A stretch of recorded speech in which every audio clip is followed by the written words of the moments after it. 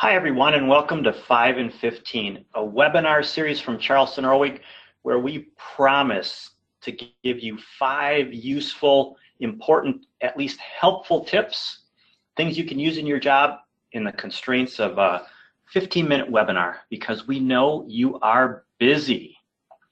I'm Mark Gale, CEO at Charleston Orwig, a 100% employee-owned ESOP. Every employee who works here has a stake in the success of our clients. Today, we're going to jump into wrestling with marketing automation. You can use the little chat pane there in the window for the webinar to send us your questions. We'll get to those after. We'll spend about 10 minutes on the core of those 5 ideas, and then another 5 on the questions. A lot of times great things come out in the Q&A, so stick with us for that second 5. And if there's something that you want to take offline, feel free to email me at mark.g@charlestonorwig.com. Now, wrestling with marketing automation, 5 tips for success. We are going to send you these slides when we're finished. We're also going to send you the Q&A, the questions with the answers. But we won't bug you. We'll just send you that for information, so you don't have to worry about that. Let's start with a little bit of a problem with this topic, with this area of marketing automation. Well, if you do a quick Google search, what you find, 57 results come up when you start to look at deciding what platform you're going to use to run your program. That's just something we have to deal with, and we believe these 5 tips will help you with that endeavor. Let's jump right in. Number 1, learn by making yourself a prospect. If you're choosing a platform, even if you have a platform that you're already using,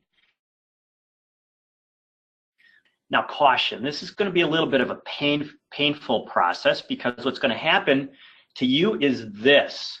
These are all well-intended emails from nice people. We're dealing with some of these people, but if you start to engage with these platforms, they are going to start to engage with you, so you just have to be ready. Well, how can we go about that to make that manageable? Talk to people within your industry, associations that you work with. Do some poking around on the internet to find which of those many are the ones that rise to the top. And when you've got it down to a few, take a deep breath, engage on their websites, sign up for their ebooks, sign up for their webinars, get their newsletters, poke around. Then all you need to do is sit back and wait, because they are going to engage with you. This gives you an opportunity to be a student of what happens.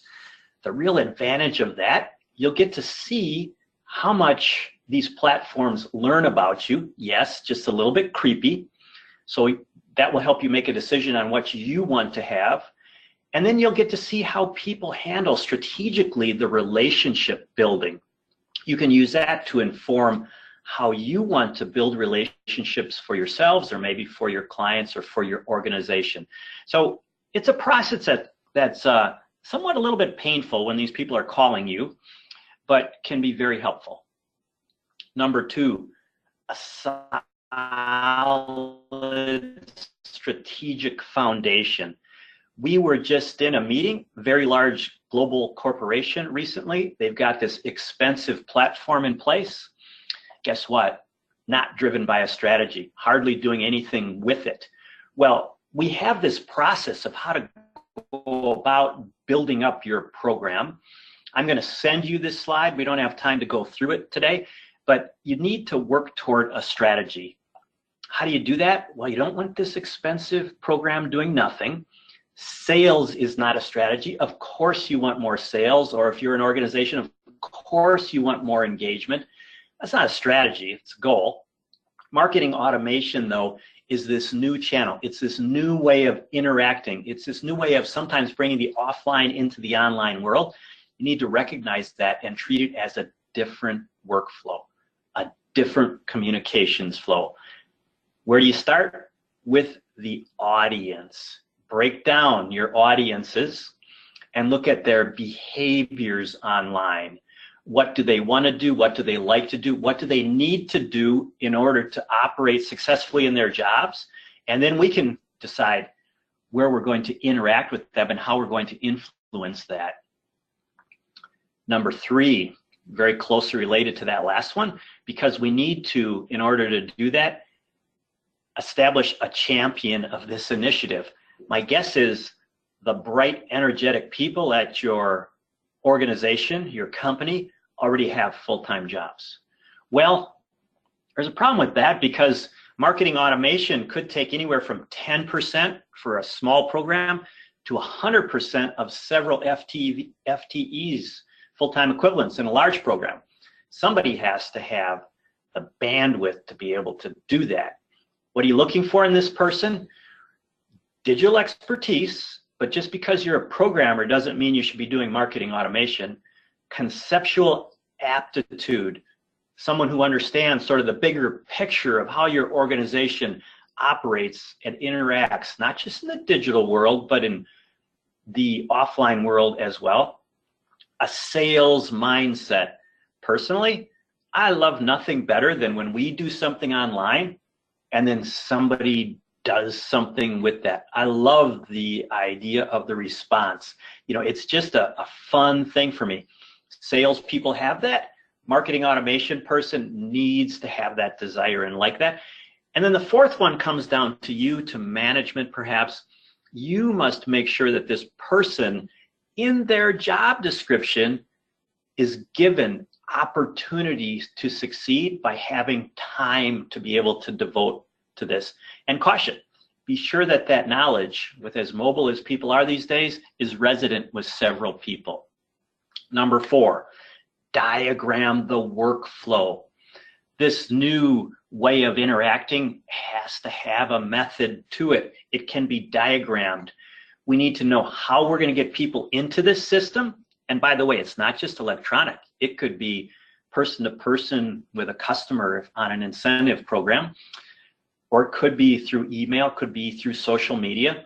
How do we get them in? Where do we want to go? And then also, at what point do they exit or go into a different work stream? You need to work through that.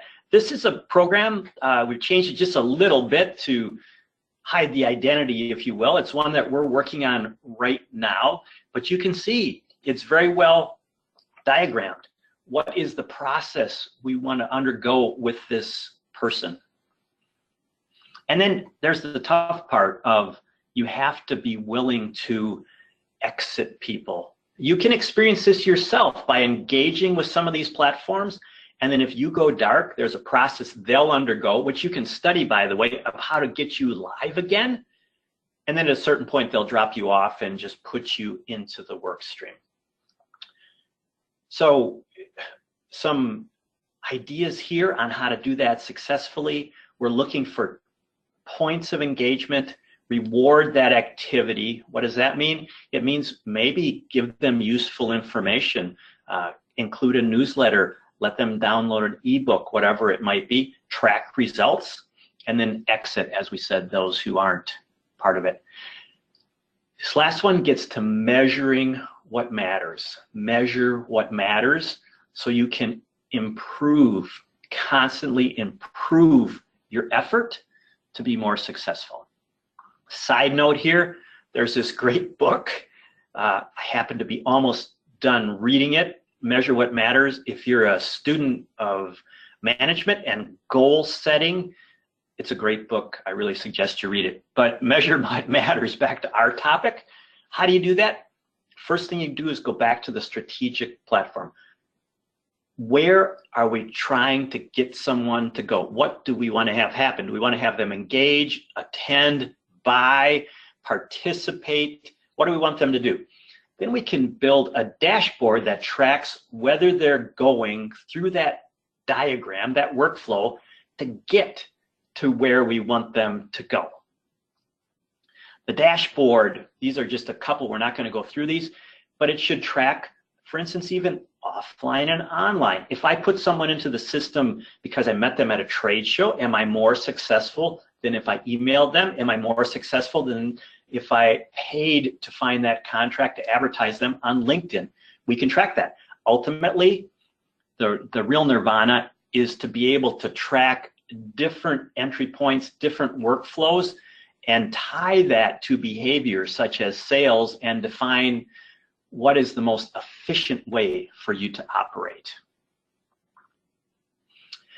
Along with that, so that dashboard needs to show useful information, establish a baseline. If you don't have it, don't worry. As soon as you start measuring, you will build it, and then adjust things, but not too much, because if you do, you won't know exactly what was changing behavior. So our 5 quick tips. Number 1, you can learn, even if you have a program in place, by making yourself a prospect, strategically driven, a person who has time to do this, a diagrammed workflow showing behaviors and what we want to have happen so we can adjust and make more of that happen. Measure what matters. That's the core so far, and I would say start now, because if you don't, you're that much further behind. Now let's take a look at questions, some Q&A. And I'll just go through as many of these as we have time for. We'll be respectful of your time and send these back to you. 1, are you suggesting we delete contacts from our database when they do not respond? No. You maybe perhaps will rate them as a B or a C and not as an A, but you don't delete them unless there is some negative situation. We are an influencer organization. We don't sell anything. How does a system like this work for information versus sales? Well, if you're trying to get someone to engage with your contact, to attend, to have a conversation, you can define what that goal is, and you can set up a workflow to drive you toward that. Another question, how do you choose a software or marketing automation provider platform? Well, go through that process that we looked at the very beginning. You can look at the slides when we send them to you. And then at a certain point, you have to believe who you're comfortable with. For us, some of this comes down to, do we like the company, their ethics, how pushy are they, how responsive are they? The same thing as a relationship you might have with, frankly, buying something else. Can I do this myself? It seems complex and expensive. You can do it yourself, but there are companies who have been doing this now 10, 11 years. They have this down to a science, probably much more efficient to work with them. What does it cost to do marketing automation? Well, $200-300 a month for a simple program. That's also going to require a certain amount of time from somebody internally to many, many times more than that. So it can be scalable depending what you're doing. A question that just came in over the internet, have you heard or used Infusionsoft? I have not used Infusionsoft, but so the answer to that is no. There are 5 or 6 others that we have a little bit more familiarity with. Is the idea that this marketing automation will replace personal contact? Don't people still want to deal with people? Yes, they do want to deal with people. That's why when you're choosing a program, when you're choosing strategically how you will interact with your audiences, you must really be careful, because you're dealing with a person who's going to have a relationship with you online, and we hope offline too. And so think about what you want in that relationship. It needs to be personable. It needs to be considerate. There's a lead generation company that's engaging with us right now. This person is being so decent and helpful with engaging with us, compared to some who are pushy and obnoxious. I'm thinking, I really want to work with these guys over some of the others. It's the same sort of a thing here. We need to make sure that we're providing useful, helpful information without bugging people, which can be hard to figure out. Can we define our own rating criteria? Sure, in many ways you are. And what you need to do is make sure that you're measuring things that get you toward your goal. So for instance, Think back 5 years. Everybody cared about likes on Facebook. Well, who cares about likes on Facebook? I want people to engage with me. And I was looking at a program recently where LinkedIn is more expensive in terms of getting someone into the system. But on this particular instance I'm thinking of, you're able to track all the way to sales, whereas LinkedIn was much more expensive in terms of customer prospect acquisition up front. In this case, it was far more efficient in terms of ultimate value of the sale. Well, we have more questions here. We don't have time for them. We're just a little bit over 15 minutes. As I said, I'm Mark Gale, CEO at our 100% employee-owned company. You can email me, mark.g@charlestonorwig.com, if you have a question you want to take offline, and we will send you all these materials, and I promise we will not bug you. So thank you so much for joining us for today's 5 and 15. We will be back with you in the coming weeks with a topic we hope will interest you and motivate you to join us again. Thanks a lot. Bye-bye.